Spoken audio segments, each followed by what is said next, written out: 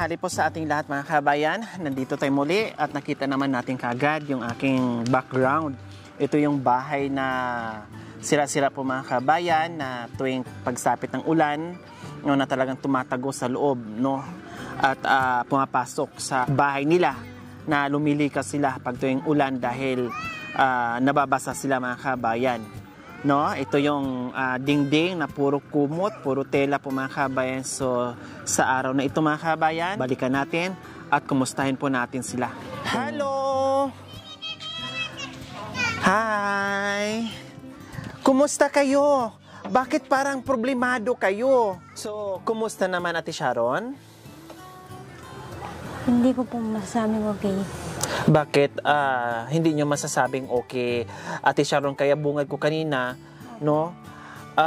Parang may something sa mukha nyo, parang nakasimangot kayo, parang mayroon kayong dinadalang problema. Bakit?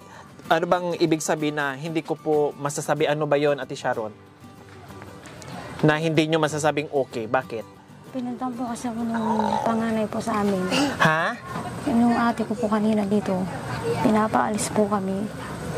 Eh, wala na po kaming alam na titirhan. Bakit pinapaalis kayo? Porque siya daw po yung nakabili nitong lupa. O tapos? Ang gusto po niya mag-adjust daw po kami doon. Eh, masikip po doon. Mag-adjust kayo? Iuusog tong bahay doon sa likod kasi ito sa lupa niya. O bakit naman nangyari? Bakit naman dumating sa puntong ganyan? Ibig sabihin parang to. Bakit? Bakit Ate Sharon? Kasi, hindi ko po alam ate. Kung saan po pinagagalingan yung galit niya. Kasi Kailan kinag-away? ngayon lang. Ngayon lang. Nung po kami dito na nalaman po nilang may tutulong sa amin. Ganun na po yung loob nila sa amin, yung mga kamag-anak namin. O hindi sila natuwa na natulungan ka? Naangangad ko lang po, bago magpasko, maayos po itong bahay. Kasi po nung nagdaang pong ulan, nabasa po kami lahat. Hindi natuwa yung mga kaanak mo, yung mga kapatid mo sa nangyaring nabigyan kayo ng biyaya. Tapos ngayon dumating yung panahon na pinauurong kayo doon sa likuran. Ngayon lang po dumating talaga yung pangarap ko. Pangarap ko talagang maayos itong bahay. Noon pa po, ngayon lang po natupad yung kahilingan po namin mag-asawa.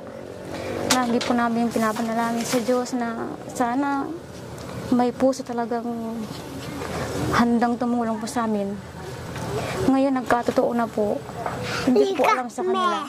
Sila po maayos na po yung bahay nila.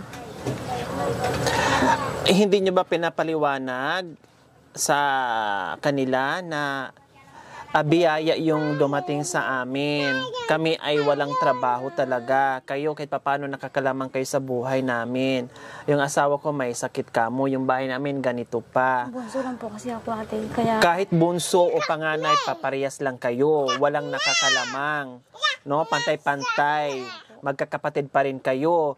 Ang kailangan lang doon ay bigayan at matuwa na lang kung ano yung biyaya na natatanggap nyo. So, ibig sabihin, itong bahay ay sisirain nyo o iusog nyo doon sa likuran kasi yung pwede nyong tirikan ng bahay. Kaya po sana ate, ang hiling ko po sa inyo. Kahit ganun po yung nalaman po ninyo, huwag po kayong magsawang tumulong po sa amin.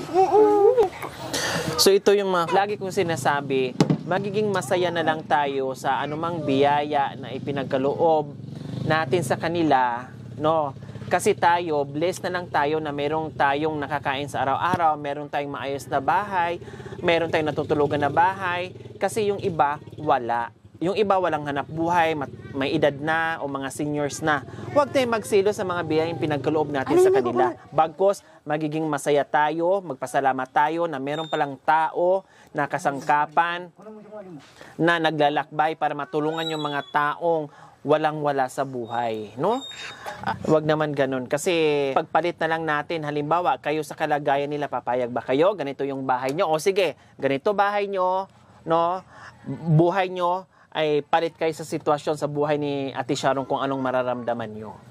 Okay? Ganun lang isipin natin. Ano kaya? Bakit magsisilo sa'yo? Ano kaya kung palit kami ng sitwasyon, palit kami ng buhay ni Ate Sharon, okay kaya ako? Magiging okay kaya? Diba? Kaya imbes na mainggit tayo, no?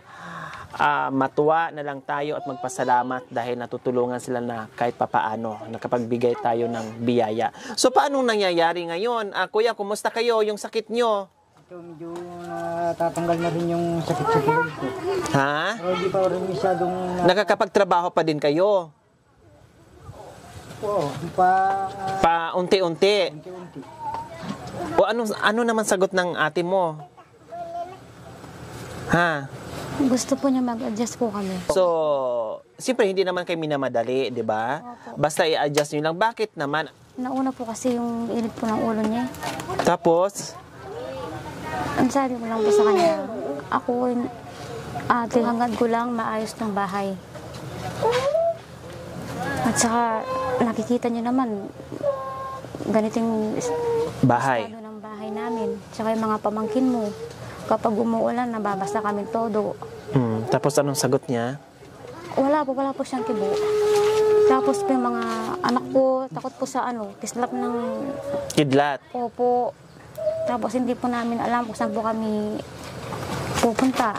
So ayan po mga kabayan, akala ko magiging masaya yung pagdating namin dito, no? May away pala ang nangyari, no? At bago pala ako bumaba ng sasakyan, ay meron ng palang kunting bangayan dito na nangyari sa magkakapatid, no? Sa pamilya. Dapat nga unang-una magtutulungan, maghihilaan ay yung sarili mong dugo, yung sarili mong pamilya, no?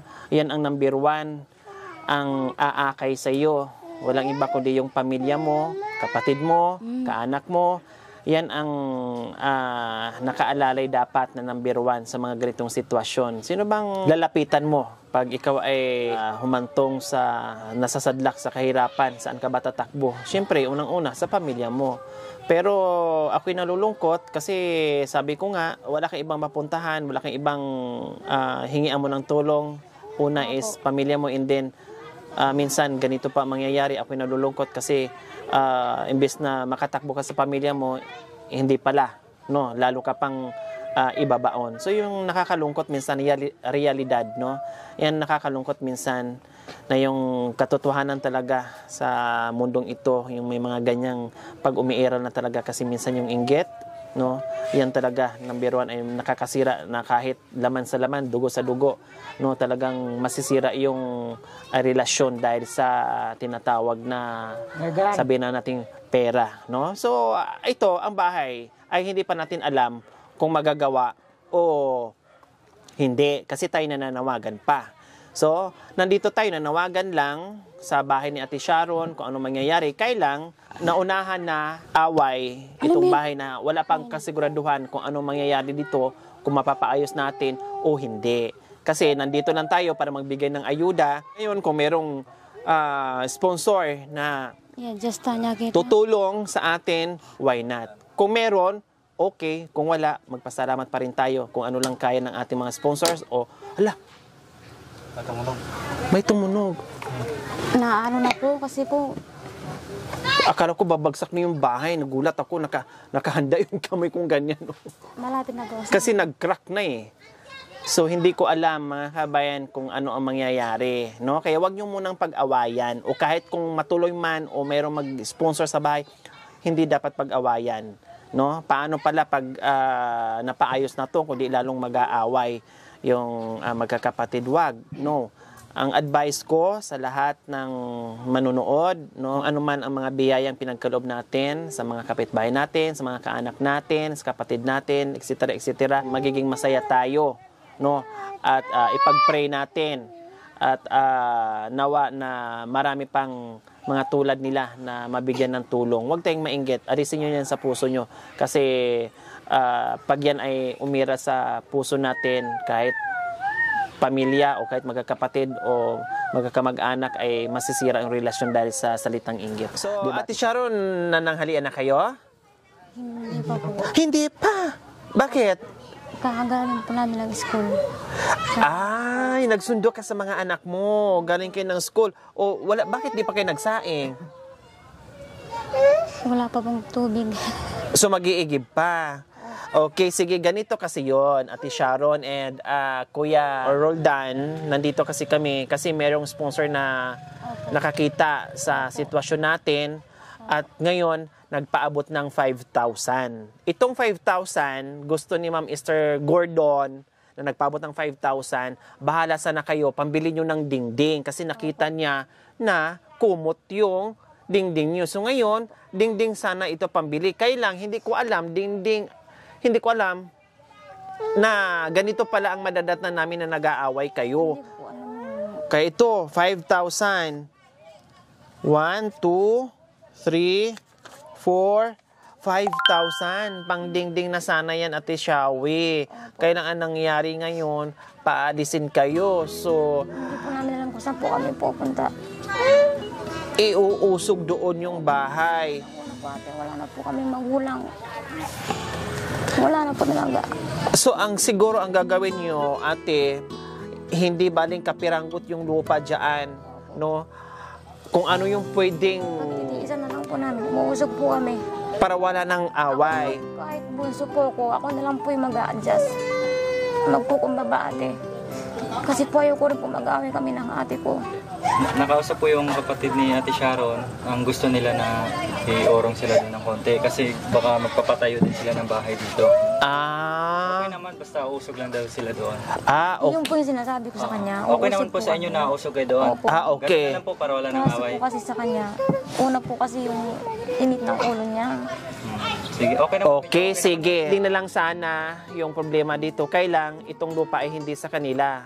Lupa ng kapatid nila. So ngayon, ang sabi ng kapatid, urong sila doon, no? Kung halimbawa ipapagawa urong sila doon na lang kasi baka gagamitin nila ito. Okay, sige, walang problema kasi hindi naman nga talaga sila ang may-ari ng lupa. Yun nga lang, nakakagulat, no? Kasi paano pag walang magpapagawa sa bahay nila tapos pinapaalis, saan sila matutulog? Saan sila lilikas? Saan sila pupunta? No? So ngayon, kung anong magagamit dito sa bahay nila, yung ibang mga kasi yung ibang yero pwede pa ito pwede pang ibang mga ano dito mga kahoy, no. Gagawin na lang nila, kukunin nila tapos doon itatayo nila kahit maliit basta sa kanila na wala nang magpipigil, na wala nang magagalit, lipat sila doon sa medyo baba diyan. And then yung iba ibili nila ng sawali, kahit sawali basta may dingding, ayos na po yan. Kahit maliit basta maayos, na hindi kayo mababasa, na makatulog kayo, okay na yon, Ate Shawi. O anong mensahe natin, Ate Shawi, sa biyayang pinagkaloob ni Ma'am Esther Gordon? Maraming salamat po Ma'am Esther sa biyayang pinagkaloob niyo po sa amin ngayon. Malaking tulong na po sa amin to para mapagawa po itong bahay. Maraming salamat po. Okay, so ulitin ko lang, pakita natin yung bahay. So ayan po mga kabayan, ito yung bahay nila na kumot, no? Opo. Ulitin ko kanina, ito sana yung kulang na lang is dingding, pero hindi pala ito sa kanila yung lupa. So kailangan mag-adjust sila dito sa likod. Dito po, dito. So dyan sila magbubuo ng maliit na bahay dyan para kahit papaano ay wala ng away, no? Iwasan na yung away kasi magkakapatid sila, no? At dito na lang sila magtatayo ng kapirasong bahay kubo, no? So gagawin nyo na, kuya, ha? Kasi pag hindi nyo inalis dyan at ayusin nyo yan, mag-aaway kayo, no? Iwasan nyo na yung away. Opo. No, yung yung mga brace matitibay pa, gaganda ng ibang kahoy, Opo. No, pwede bang tanggalin 'yan pang doon, pang lagay doon sa wali, kahit yung sa wali okay na 'yon.